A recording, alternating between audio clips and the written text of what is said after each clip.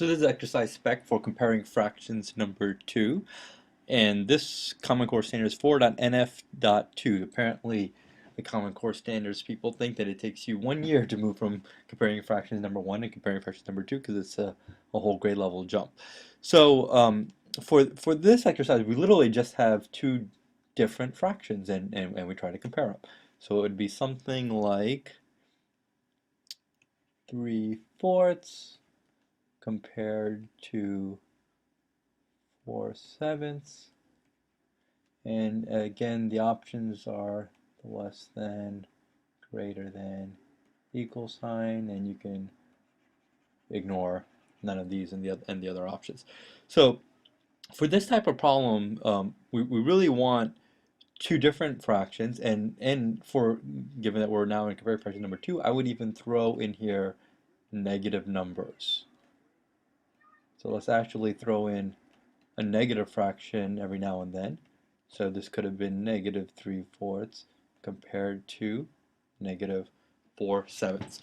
Now for the hints for these, and Sal actually does have two different developmental math videos comparing fractions 1 and comparing fractions 2, which will equate to this exercise, even though I'm not sure I would do the hints that way because he actually in those problems does it graphically, and I think now that we're actually comparing fractions number 2, comparing fractions 1 was graphical. Now that we're actually comparing fractions number 2, we should actually show how to work this out with math. So the way I would work this out is, since you know what happened there, since the user at this point should actually have understood least common multiple as well as equivalent fractions. I'm assuming those are the prerequisites for this exercise. The way I would work out this problem is I would literally just say, you know, the least common multiple for these two fractions is 4. So for this one, it will be 28.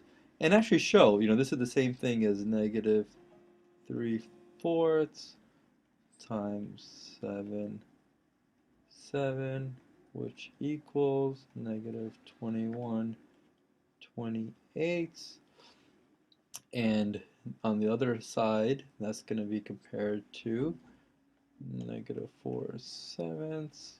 Multiply that by 4 equals negative 16 over 28. So the point of this would be to say the least common multiple is 28.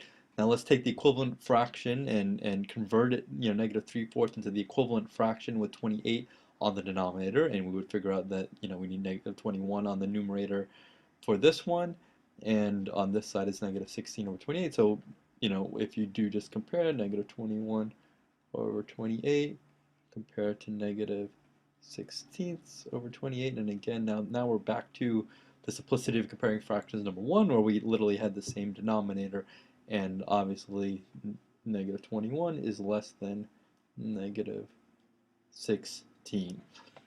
So that would be comparing fractions number 2, and literally in this exercise it can be any two fractions. Sometimes they're going to be equivalent, in which case you'll have the equal sign.